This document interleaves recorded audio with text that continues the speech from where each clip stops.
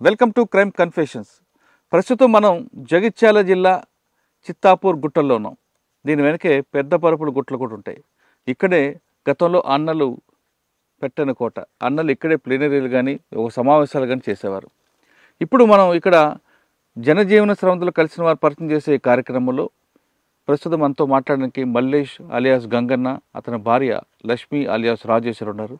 వీళ్ళు మెట్పల్లి దగ్గర నుండి గతంలో పార్టీలోకి వెళ్ళి దాదాపు 8 సంవత్సరాల పార్టీలో పనిచేసి తర్వాత బయటకు వచ్చారు. వీళ్ళు ఎందుకు వెళ్ళారు, ఎందుకు వచ్చారు, వెళ్ళిన తర్వాత అక్కడ పార్టీలో ప్రజల కోసం ఏం చేశారనే విషయాల్ని ప్రస్తుతం ఆ గతంలో అన్నలు ఉన్న పెట్టిన కోటైన ఈ గుట్టల్లోంచి వాళ్ళని అడుగుతాము. అన్న నమస్తే, అక్క నమస్తే. అక్క ఒకప్పుడు ఈ గుట్టలు అంటే పోలీసులు కూడా భయపడేవారు. ఈ గుట్టలు ఎందుకంటే పైన మీరుండేవారు, కింద పోలీసులు ఉండేవారు. ఈ గుట్టలు ఎక్కడం కూడా మీకు సులువు కానీ పోలీసులు కష్టంగా ఉండేది. వాళ్ళ కింద కనబడితే చాలా మీరు ఫైరింగ్ చేసేవారు. అక్కడ నుండి అటు మీరు పారిపోయేవారు. అటువైపు పరుపులు గుట్టు ఉంటుంది, కిందకు వస్తే జగిత్యాల కోరుట్ల అటు వెళ్ళారు. అటుగానే వస్తే ఇటు వచ్చేవారు, ఇటు నిజామాబాద్ ఇటు వచ్చేవారు. అంత పక్కా ఉండేది.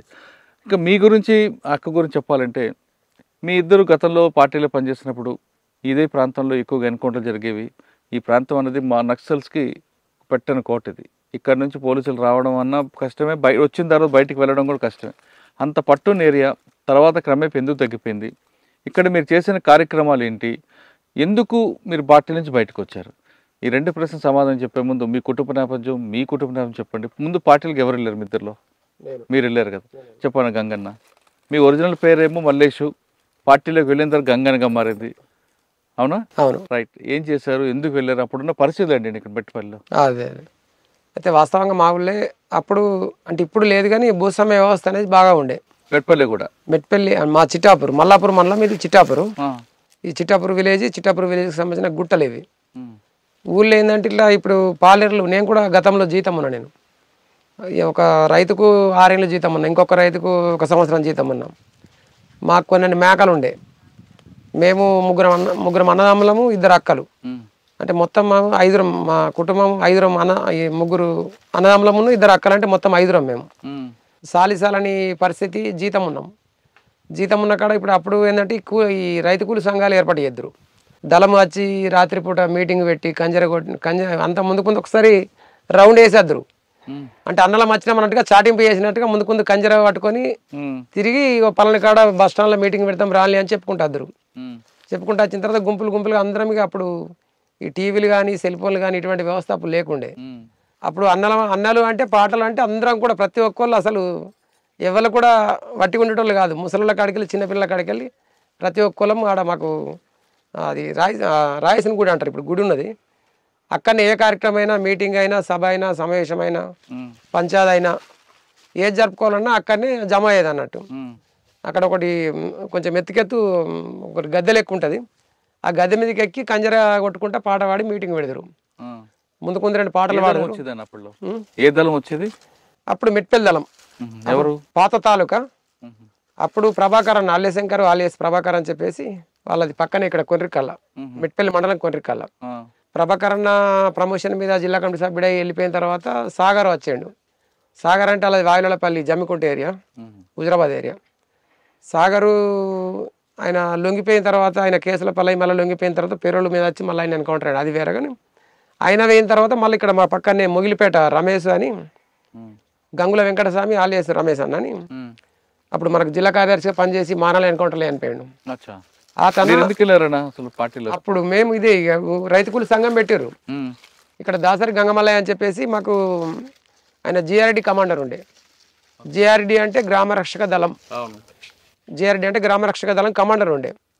కమాండర్ అంటే అప్పుడు నిర్బంధం బాగుంటుండే.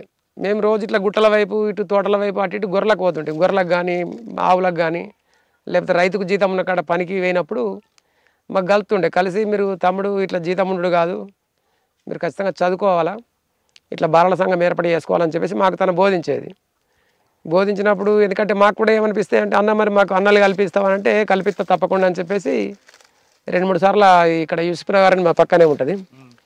యూసుఫ్ నగర్ దగ్గరికి ఒకసారి తీసుకుపోయిండు, ఐలాపూర్ దగ్గరికి ఒకసారి, ఇంకోసారి ముగిలిపేట దగ్గరికి ఒకసారి, ఇట్లా 2-3 సార్లు దళం దగ్గరికి తీసుకుపోయాడు. తీసుకుపోయిన తర్వాత వాళ్ళని నిజంగా చూసే వరకు మాకు కూడా ఏమనిపించింది అంటే నిజంగా మనం కూడా ఇట్లా ఉండాలి అనేది. అందుకని ఆ డీప్ కూడా ఇప్పటికి అట్లే పెట్టుకున్నా. అంటే అప్పటికైనా ఇప్పటికైనా ఎప్పటికైనా నాకు అది దాని మీద మమకారం అనేది తగ్గది. ఎందుకంటే నిజ జీవితాలు మనం అనుభవించి వచ్చినాం కాబట్టి అది రియల్గా ఒక రియల్ హీరో లెక్క అనిపిస్తుంది. కాబట్టి మనం కూడా పోవాలనేది నాకు కసి ఉండే. కానీ వాళ్ళు మేము పోదామన్నప్పుడు తీసుకోలేరు వాళ్ళు. ఎందుకు? మీరు ఖచ్చితంగా ఊళ్ళే ఉండాలి, ఇట్లా సంఘం పెట్టుకోవాలి అనేది బాలల సంఘం పెట్టారు. అసలు మాకు చదువు రాకపోవు అప్పుడు. చదువు అంటే సాలిసాలని కుటుంబ ఆర్థిక ఇబ్బందులు పరిస్థితుల వల్ల నేపథ్యం చూసుకుంటే ఏంటంటే 1 ఎకరం భూమిలో ఏం పండేది కాదు. మా అన్న జీతం ఉంటుండే, నేను ఒకరికి జీతం ఉన్నా, మా తమ్ముడు ఇంకో ఆయనకు జీతం ఉన్నాడు.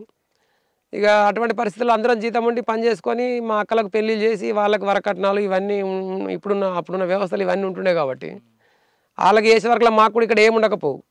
అసలు ఓసారి అన్నం తిందామంటే కూడా సరిపోయేంత పరిస్థితి ఉండకపోవు. అప్పుడు ఎక్కువ గడక కానీ అన్నం కానీ అన్నం కొద్దిగా అంత ఉంటుండే. చుట్టాలు వస్తే అన్నం వండుదురు. అసలు వాస్తవంగా గడకనే. చుట్టాలు వస్తే వాళ్ళని గౌరవించాలి కాబట్టి వాళ్ళకు బియ్యం తీసుకొచ్చి అన్నం వండే పరిస్థితి ఉంటుండే. అటువంటి నేపథ్యంకి వెళ్ళి వచ్చినాం కాబట్టి మనకు కూడా అక్కడికి పోతే మనము సాధించాలనే కసి ఒకటి, తర్వాత పాటలకు మరి ముఖ్యంగా పాటలకు ఆకర్షితమైన. ఏ పాట బాగా మీకు ఇష్టం? అప్పటి పాటలు నాకు గుర్తులేవు కానీ నాకు కూడా అంటే ఇప్పుడు నేను కూడా ఒక 8 సంవత్సరాలు పనిచేసిన కాబట్టి నేను కూడా చివర్లో వాడమన్నా వాడతా, మధ్యలో వాడమన్నా వాడతా. ఒక పాట పాడండి. తూర్పు కనుమల్లో సూర్యుడు ఉదయించే, అల్లమ్మనోరుడు తూర్పు కోటలో ఉదయించే, అల్లమ్మనోరుడు తూర్పు కోటలో ఉదయించే, ఓరు గల్లులో విద్యార్థుద్యమ నాయకుడవై వెలిగినవన్నా, నాయకుడవై వెలిగినవన్నా, అన్నగాళ్ళను హత్యలు చేసి ఉద్యమాన్ని ఆపుతామంటూ కలలు గన్నా శత్రు ఎత్తుల సిత్తు గదిలినావే ఓరు గల్లు పట్టణ ఆర్గనైజరై ప్రజలల్లో నువ్వు కలిసినావే. తూర్పు కనుమల్లో సూర్యుడు ఉదయించే, అల్లమ్మనోరుడు తూర్పు కోటలో ఉదయించే, అల్లమ్మనోరుడు తూర్పు కోటలో ఉదయించే. పోలీసు బుద్ధులు అర్థం గాని కుటుంబ సభ్యులు నిన్ను వాటిస్తే అదరాలేదే, బెదరాలేదే, తడబడలేదే, తొందరపడలే. నీ జీవితమే విప్లవానికే అంకితమంటూ సాటి చెప్పి రైతు కూలి మహాసభకు అశోకన్నై తిరిగొచ్చినవే. తూర్పు కనుమల్లో సూర్యుడు ఉదయించే, అల్లమ్మనోరుడు తూర్పు కోటలో ఉదయించే.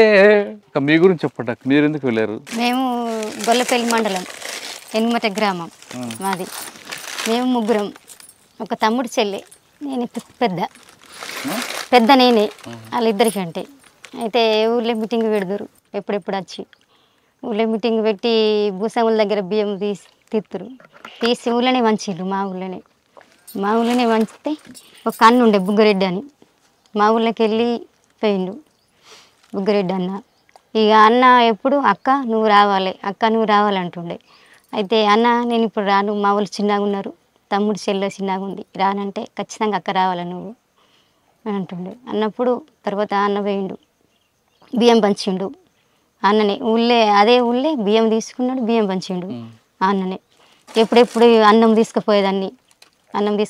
ఇక నాకు ఎందుకంటే నేను అత్త అంటే ఏమంటారు, మా అక్క నువ్వు కొద్దిగా పని చేయాలి ఉండి అంటే నాకు పోస్టర్లు ఇచ్చేది, బ్యానర్లు కట్టి బ్యానర్లు కట్టిన పోస్టర్లు వేసిన.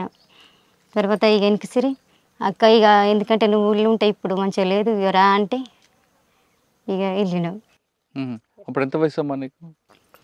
ఇప్పుడు వయసు 18 సంవత్సరాలు ఉంటుంది కావచ్చు. ఏ దళంలోకి వెళ్ళారు? మీకు బాధ్యత ఎవరు అప్పుడు? అప్పుడు భూపుతన్న మలయాళ దళం భూపుతన్న.